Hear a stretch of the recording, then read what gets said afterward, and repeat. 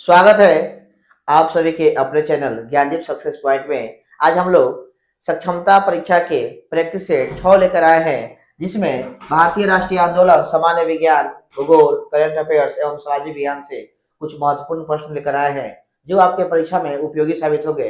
आइए हम चलते हैं अपने सेशन की ओर। तो आज का हमारा पहला प्रश्न है कि इनमें से कौन सा शब्द अवयव नहीं है। इनमें से कौन सा शब्द अवयव नहीं है? तो इस प्रश्न का सही आंसर है सैंडल। जब एवं तब ये दोनों शब्द क्या है? तो अवयव है। दोनों शब्द अवयव है।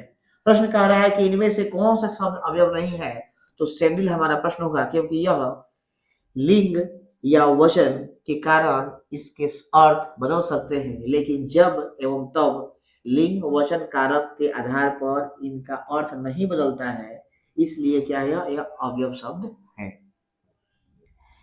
नेक्स्ट प्रश्न, निम्नलिखित में से ध न का उच्चारण का स्थान कैसे है? मतलब कि जो ये ध है और न है, उसका उच्चारण स्थान कहाँ से होता है? तो कंठ से, तालु से, दंत से। तो इस प्रश्न का सही आंसर होगा दंत से। आइए बात करते हैं कंठ से, यानी जितने जो कवर्ग वर्ग है वो कंठ से, और चवर्ग वर्ग तालु से, और तवर्ग वर्ग दांत से उच्चारण उसका होता है। नेक्स्ट, इनमें से कौन निश्चयवाचक सर्वनाम है?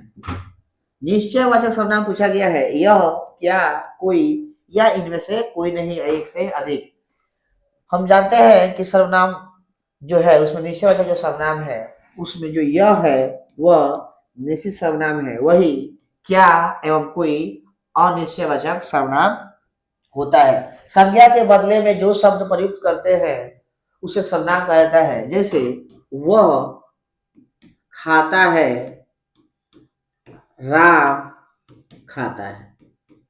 राम खाता है, तो राम खाता है, इस वाक्य में राम क्या है? संज्ञा है।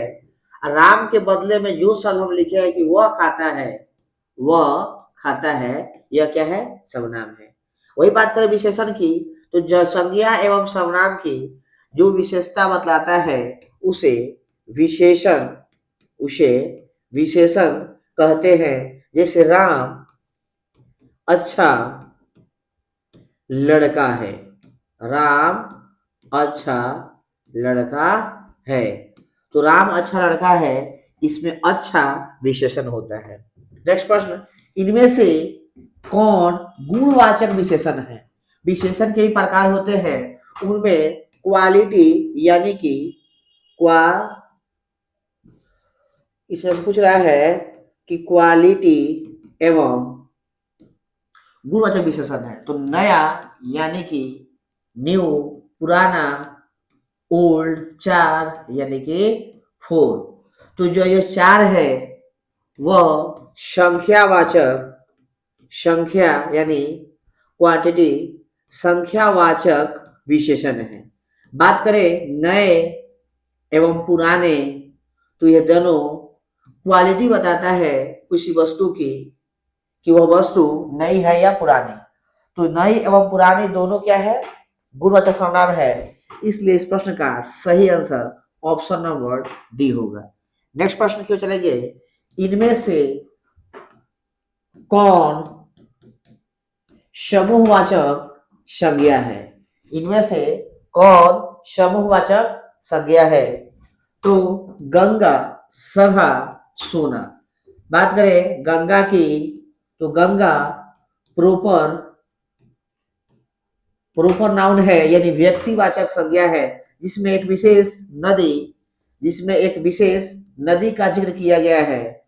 वही हम बात करें सभा यानी कि असेंबली या सदन हम कह सकते हैं, जिसमें ग्रुप वर्ड, यह एक समूह का बोध कराता है। जो शब्द क्या है? सभा। सभा शब्द समूह का बोध कराता है, इसलिए समूहवाचक संज्ञा होता है। बात करें सोना की, तो इसका इंग्लिश गोल्ड होता है, जो एक मेटेरियल यानी कि द्रव्यवाचक संज्ञा होता है। वही अगर बात करें हम ऑनेस्टी की, तो इसे एब्स्ट्रैक्ट नाउन यानी भाववाचक संज्ञा के नाम से जाना जाता है। वही बात करें हम कॉमन नाउन की, जिसे हिंदी होता है जाति वाचक संज्ञा, जिसमें पूरी जाति का बोध होता है, जैसे कुत्ता, लड़का, लड़की, नदी इत्यादि। वैसे शब्द जो अपने पूरी जाति का बोध करते हैं उसे जातिवाचक संज्ञा कहते हैं। पूगा घाटी कहाँ स्थित है? लद्दाख, सिक्किम, अरुणाचल प्रदेश।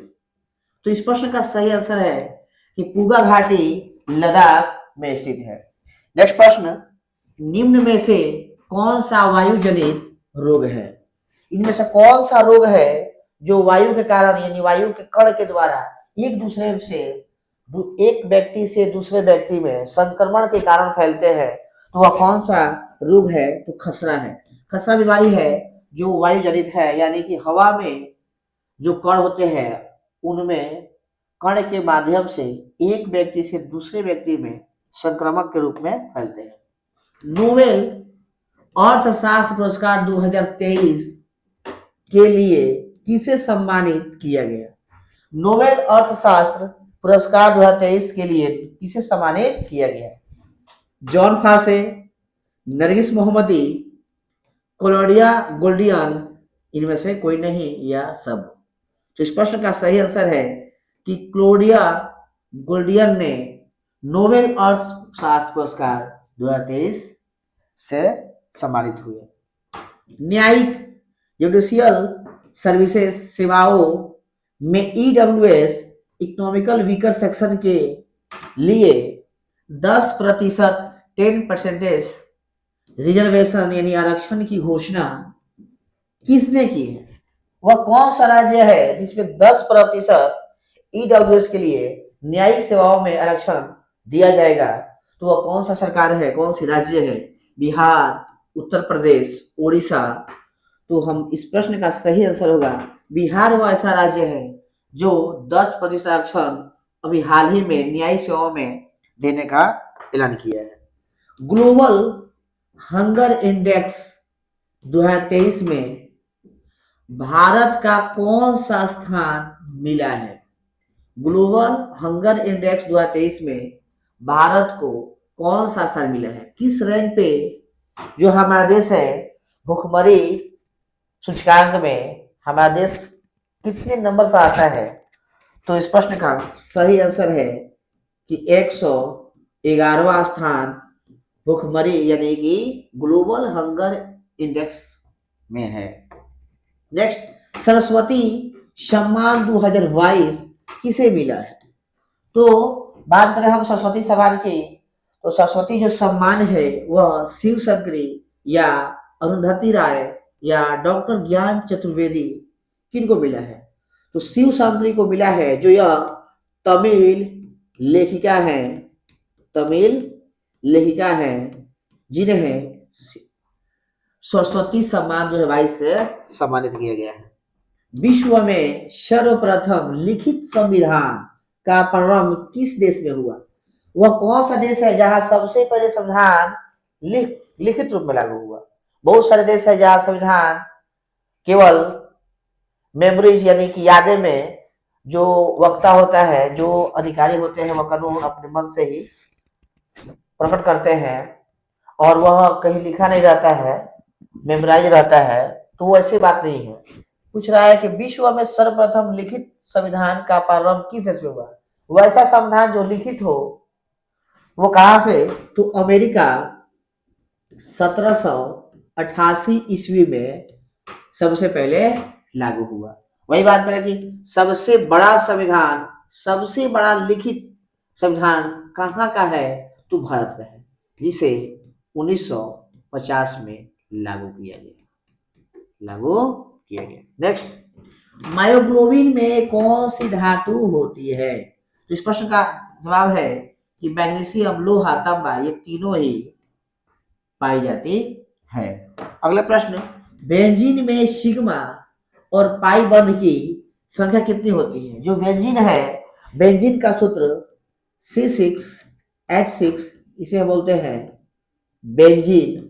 तो जो यह बेंजीन है, इसमें कितने सिग्मा बॉन्ड, पाई बॉन्ड होते हैं पता करेंगे। तो पहले हम बेंजीन का फिगर बना ले, तो सी सी सी और C, single bond, double bond, single bond और डबल बॉन्ड। अब एक पे हाइड्रोजन, इसकी वैलेंसी हम पूरा करेंगे। कार्बन की वैलेंसी कितनी होती है? तो 4 होती है। 1 2 3 और 4, 1 2 3 4, 1 2 3 4, 1 2 3 और 4। मान लिया ये इलेक्ट्रॉन दिखाएगा आपको, ये आपका इलेक्ट्रॉन है।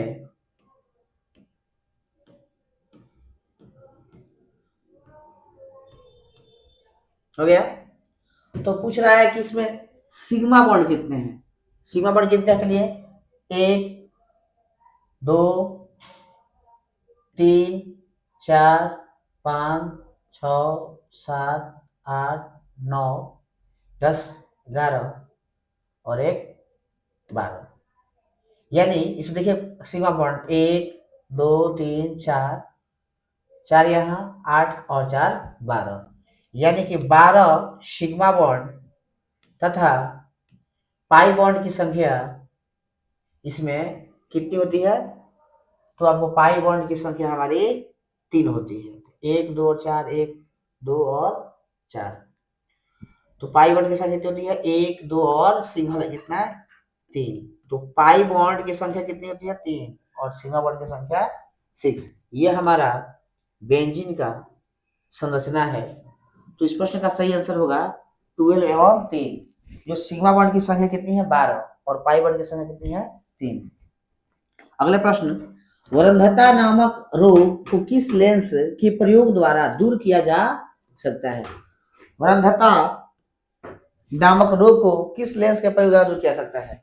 अवतल लेंस, उत्तल लेंस, बाइफोकल लेंस। तो इस प्रश्न का जवाब होगा कि जो यह वर्णधता रोग है, यह जेनेटिक या आनुवांशिक रोग है, जिसे किसी भी लेंस यानी अवतल, उत्तल, बाइफोकल्स लेंस द्वारा सही नहीं किया जा सकता है। तो इस प्रश्न का आंसर होगा कि इनमें से कोई नहीं, यानी यह एक आनुवांशिक बीमारी है जिसे ठीक नहीं किया जा सकता। गेहूं की खेती के लिए कौन सी उर्वरक अधिक मात्रा में उपयोग करेंगे? गेहूं ज्यादा से ज्यादा हो, उसके लिए हमें क्या करना होगा? तो नाइट्रोजन की मात्रा बढ़ानी होगी। खेतों में यूरिया का छिड़काव करना होगा। यूरिया से हमें नाइट्रोजन की प्राप्ति होगी, और नाइट्रोजन गेहूं की उर्वरा शक्ति को बढ़ाएगा। इसलिए इस प्रश्न का सही आंसर नाइट्रोजन होगा। इंसुलिन की खोज की थी किसने? किसने इंसुलिन की खोज की थी? Frederick Banting, Charles Best, Wegener? कोई नहीं। इस प्रश्न का आंसर होगा कि फ्रेडरिक बैटिंग एवं चार्ल्स बेस्ट ने इंसुलिन की खोज की थी। इसलिए इस प्रश्न का सही आंसर 1 से अधिक होगा। नेक्स्ट, प्रकाश के तरंग का सिद्धांत प्रस्तुत किया। कौन से वो वैज्ञानिक थे जिन्होंने प्रकाश के तरंग का सिद्धांत दिया था? फूको, जेम्स क्लार्क मैक्सवेल, यहां गलती लिखा गया, मैक्सवेल द्वारा, क्रिस्टियान हाइगेंस द्वारा, या उपयुक्त में से सभी? तो इस प्रश्न का सही आंसर है ऑप्शन नंबर सी, कि क्रिस्टियान हाइगेंस द्वारा प्रकाश के तरंग का सिद्धांत दिया गया। रेनिन होता है, रेनिन क्या होता है? हार्मोन, एंजाइम, ए और बी दोनों? कोई नहीं। इस प्रश्न का सही आंसर होगा कि हार्मोन और एंजाइम दोनों। यदि यह अमाशय से स्रावित होता है तो उसे हार्मोन बोला जाता है। वह किडनी से यदि स्रावित होता है तो वह एंजाइम होता है। नेक्स्ट प्रश्न, प्रोटीन का पाचन, प्रोटीन पाचन का प्रथम स्थान है। प्रोटीन कहाँ से अपने पाचन प्रक्रिया आरंभ करती है, इसके बारे में हमें बताना है। मुख से, छोटी आंत से, अमाशय से। जब बात करें मुख से तो भोजन का पाचन बोलता है कि भोजन का पाचन कहाँ से शुरू होता है, तो मुख से होता है। लेकिन बात करें प्रोटीन का पाचन कहाँ से होता है, तो अमाशय से। अमाशय से प्रोटीन का पाचन का प्रथम स्थान है। 37वें राष्ट्रीय खेलों का आयोजन पहली बार कहाँ हुआ? आते थोड़ा सा करंट अफेयर्स की ओर चलेंगे हम कि 37वें राष्ट्रीय खेलों का आयोजन पहली बार कहाँ हुआ था? गोवा में, केरल में या गुजरात में? तो इस प्रश्न का सही आंसर है गोवा। गोवा ऐसा राज्य है जहां 37वें राष्ट्रीय खेलों का आयोजन पहली बार हुआ है। ऑपरेशन फ्लड कार्यक्रम की शुरुआत कब हुई? ऑपरेशन फ्लड कार्यक्रम की शुरुआत कब हुई? Option A 1957, option B 1970, option C 1975। तो इस प्रश्न का सही जवाब है 1970 में ऑपरेशन फ्लड कार्यक्रम की शुरुआत हुई। निम्न में से भारी धातु है, इनमें से कौन सी धातु है जो भारी है? तो मालूम है कि यूरेनियम सबसे भारी धातु है। वही हल्की बात करें तो लिथियम हल्की धातु है। नेक्स्ट, हाल ही में किसने रवि महाअभियान 2023 की शुरुआत की? तो इस प्रश्न का सही है नीतीश कुमार ने हाल ही में रवि महाअभियान 2023 की शुरुआत की। नेक्स्ट प्रश्न, बाबा बुदन की पहाड़ी किस राज्य में स्थित है? बाबा बुदन की पहाड़ी किस राज्य में स्थित है? महाराष्ट्र, छत्तीसगढ़, कर्नाटक या इनमें से कोई नहीं या एक से अधिक? इस प्रश्न का सही आंसर है कि कर्नाटक राज्य में बाबा बुदन की पहाड़ी स्थित है। नेक्स्ट, निम्न में से कौन सा देश कैस्पियन सागर से सीमा नहीं बनाता है? निम्न में से कौन सा देश कैस्पियन सागर से सीमा नहीं बनाता है? ऑप्शन ए रूस, अजरबैजान, इराक, कोई नहीं। तो इराक देश है जो कैस्पियन सागर से सीमा नहीं बनाता है। रूस, अजरबैजान, कजाकिस्तान, तुर्कमेनिस्तान ये देश जो है यह कैस्पियन सागर से सीमा बनाते हैं। और पूछा एक सवाल कौन नहीं बनाते हैं, तो इराक नहीं बनाते हैं। नेक्स्ट, बिहार में लोटा विद्रोह, यूनिक नेम है, लोटा विद्रोह किस स्थान पर हुआ? लोटा जो विद्रोह है बिहार में किस जिले में हुआ? छपरा में, मुजफ्फरपुर में, पूर्णिया में, कोई नहीं या एक से अधिक? तो बात करें इसका आंसर क्या होगा? मुजफ्फरपुर। मुजफ्फरपुर में कांटी तापीय विद्युत परियोजना है। नेक्स्ट, भगवान महावीर का के प्रथम अनुयायी यानी कि शिष्य, महात्मा गांधी के प्रथम अनुयायी यानी शिष्य कौन था? कृष्णगुप्त, स्थूलभद्र, जमाली, कोई नहीं या एक से अधिक? तो उनके जो शिष्य थे, पहले शिष्य, वो जमाली थे। तो इस प्रश्न का सही आंसर यह होगा। नेक्स्ट, प्रकाश संश्लेषण की क्रिया है उपचयन, अपचयन, विघटन, कोई नहीं या एक से अधिक? तो जो प्रकाश की संश्लेषण है, प्रकाश संश्लेषण क्रिया में उपचयन अभिक्रिया होती है, क्योंकि इसमें ऑक्सीजन को हम ग्रहण करते हैं और हाइड्रोजन का त्याग करते हैं, इसलिए प्रकाश संश्लेषण क्रिया उपचयन अभिक्रिया होती है। नेक्स्ट, राष्ट्रीय मानसिक स्वास्थ्य कार्यक्रम की शुरुआत हुई थी? तो इस प्रश्न का आंसर है कि 1982 में राष्ट्रीय मानसिक स्वास्थ्य कार्यक्रम की शुरुआत हुई थी। आज का सेशन हमारा यही समाप्त होता है। अब हम अगले सेशन में आप लोगों को मैथ के कुछ प्रश्न लाएंगे। मैथ के प्रश्न अभी हम नहीं पढ़ा रहे हैं, तो इसलिए कल का जो हमारा सेशन होगा वो मैथ का ही सेशन होगा। और आप सभी को वीडियो देखने के लिए धन्यवाद। और अभी भी जो वीडियो पर पहली बार आए हैं वो वीडियो को लाइक, शेयर, सब्सक्राइब अवश्य करें। धन्यवाद।